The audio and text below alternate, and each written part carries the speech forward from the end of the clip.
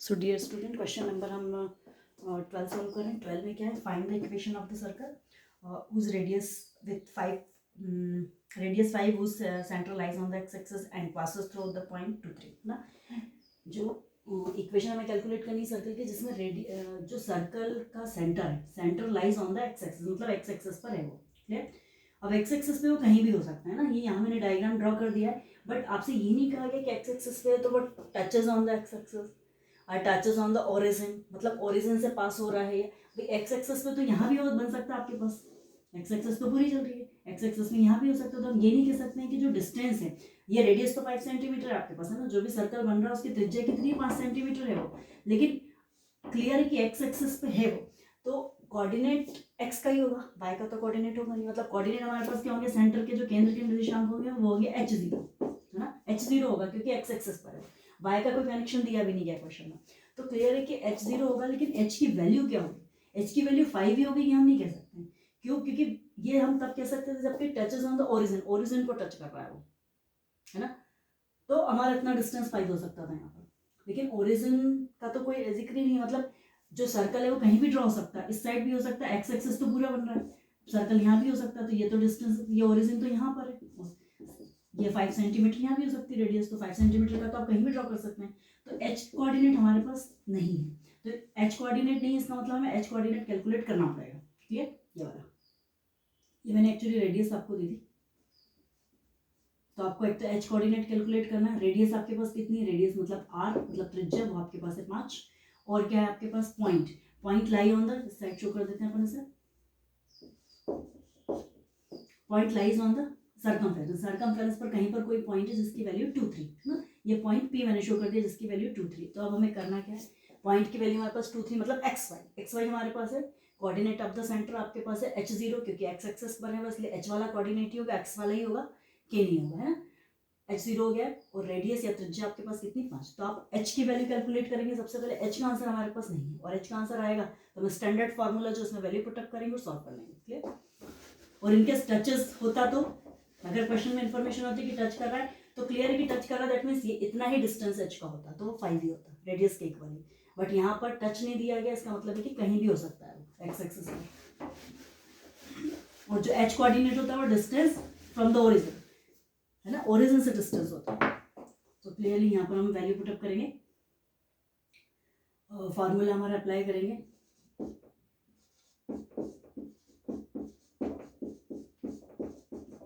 अब जो वैल्यूज हमारे पास है उसे हम शो कर देते हैं।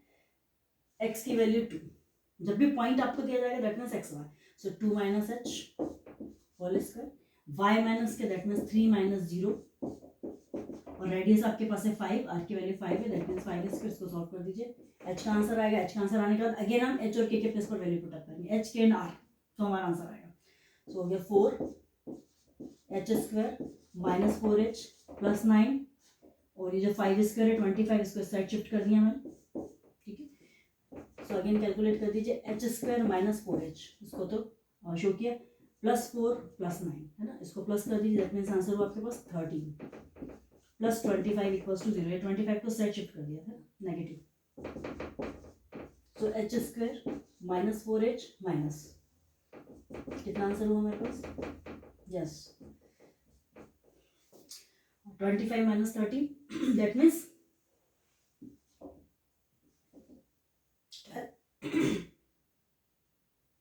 Clear, with negative sign, negative sign के साथ हो जाएगा। अब आपके पास एक क्वाड्रेटिक इक्वेशन है, यहाँ से h की वैल्यू हमें कैलकुलेट करनी पड़ेगी, है ना। ये हमारे पास वर्ग समीकरण है, स्प्लिटिंग का मिडिल टर्म को 2 पार्ट में डिवाइड करके हमें सॉल्व करना पड़ेगा। सो आंसर हो गया h स्क्वायर माइनस, मल्टीप्लीकेशन में आंसर होना चाहिए -12 प्लस माइनस में -4, दैट मीन्स 4 12 कब आता है हमारे पास, 2 6 12, और 2 में 6 में से 2 माइनस करेंगे तो आंसर होगा 4, है ना। सो क्लियर है, 2 6 इक्वल्स टू 0, h कॉमन लिया, सो h माइनस 6, यहाँ से 2 कॉमन लिया, h minus 6 equals to 0, so h minus 6 on whole equation, so remaining term आपके पास हो गई h plus 2 equals to 0।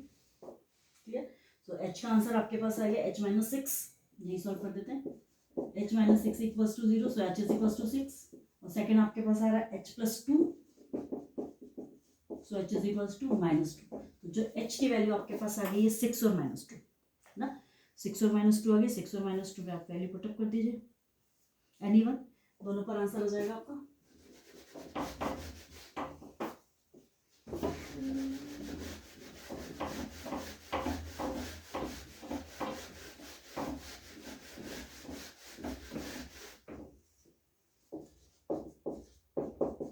Six and minus 2, ठीक है, हम 6 पुटअप कर देते हैं।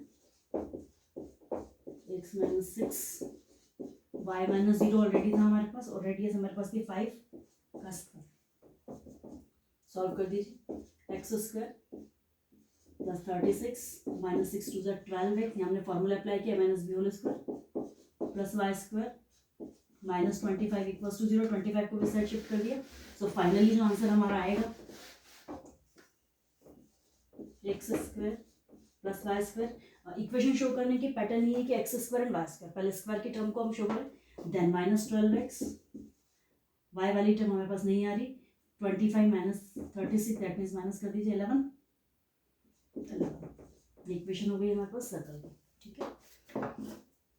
ये क्वेश्चन ओवर हुआ। और 2 के लिए आप कैलकुलेट करेंगे, माइनस 2 यहाँ पर पुटअप करके, वो होमवर्क है आपके लिए। और नाउ क्वेश्चन नंबर पहले हम देख लेते हैं 15। Does the point minus 2.5 and 3.5 is lie inside or outside or on the circle x square plus y square equals to 25? So ये x और y की वैल्यू है ना। आपको ये बताना है कि जो पॉइंट है वो इनसाइड आ रहा है या आउटसाइड आ रहा है। क्लियर? दैट मीन्स थोड़ा सा बस मैं इसको आपको बता देती हूँ, सॉल्व आप ही करेंगे क्वेश्चन नंबर 15 को।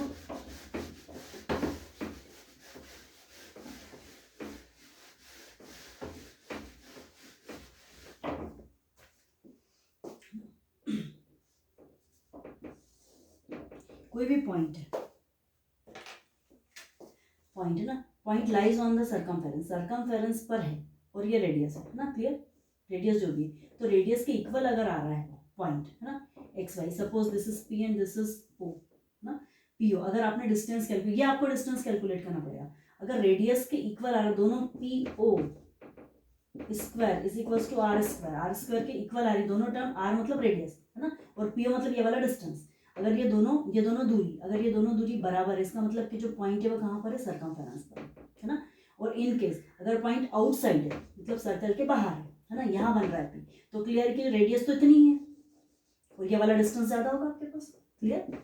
सो P O square is greater than, P O square की वैल्यू अगर ग्रेटर आ रही आर स्क्वायर से, आर स्क्वायर मतलब रेडियस से, तो क्लियर है कि आउटसाइड, आउटसाइड मतलब बाहर है ना, सर्कल के बाहर होगा, यहाँ पर होगा। और इनकेस इनसाइड, फिर पॉइंट तो कहीं भी हो सकता है, तो ये आपके पास ऑब्जेक्टिव टाइप में क्वेश्चन आ सकता है कि point lies on the inside, outside और ऑन सर्कमफेरेंस, सर्कमफेरेंस पर है या इनसाइड है या आउटसाइड है ना। तो सेम कंडीशन, अगर यहाँ पर आ रहा है पॉइंट, अंदर कहीं आ रहा है ना, यहाँ पर आ रहा है पॉइंट पी, तो जो ओपी की वैल्यू होगी वो रेडियस से, रेडियस तो इतनी सर्कमफेरेंस तक की है, ठीक है, तो रेडियस से कैसी होगी, छोटी होगी। क्लियर? तो ये डिस्टेंस हमें कैलकुलेट करना पड़ेगा। तो जो क्वेश्चन नंबर 15 है वो करेंगे आप ही। और डिस्टेंस आप, क्योंकि इक्वेशन आपके पास कौन सी होती है, मोस्टली पॉइंट के लिए जब भी शो करते हैं तो इक्वेशन आपके पास आती है X square plus Y square and K square. Clear? या आर स्क्वायर जो भी आता है। क्लियर है कि जो एक्स स्क्वायर और वाई स्क्वायर एच और के यहाँ पर नहीं आ रहा है, तो क्लियर है कि एच और के की वैल्यू होगी 0 0 0 0, मतलब जो सेंटर है ना, सेंटर ऑफ द सर्कल या केंद्र के निर्देशांक है वो 0 0 है, मतलब जो केंद्र है वो कहाँ पर आ रहा है, मूल बिंदु पर आ रहा है ना, यहाँ पर आ रहा है केंद्र 0 0, और पॉइंट यहाँ पर है, तो ये वाली दूरी आप निकालेंगे डिस्टेंस, देन आर से आप उसे कैलकुलेट करेंगे ना। मीन्स आप कैलकुलेट किसको करेंगे, 0 0 से आप कैलकुलेट करेंगे। यहाँ पर इनकेस यहाँ पर कोई पॉइंट आ रहा है 7 9, अब आपको बताना है, तो आप 7 minus 0 whole square, 9 minus 0 whole square, ठीक है, इसे आप कैलकुलेट करेंगे। और इसका जो भी आंसर आएगा उसको रेडियस से आप देखेंगे कि रेडियस कम है या ज़्यादा है ना। क्लियर? तो ये डिस्टेंस आपको निकालना पड़ेगा, और डिस्टेंस आप किससे कैलकुलेट करेंगे, 0 0 से। क्लियर? क्योंकि यहाँ से हमें पता चल रहा है 0 0 से, एच और के 0 0 है, तो ये इनसाइड आउटसाइड या आर ऑन सर्कमफेरेंस, यहाँ से हमें समझ में आएगा। सो हम आते हैं क्वेश्चन नंबर 10 पर, the important question, question number 10।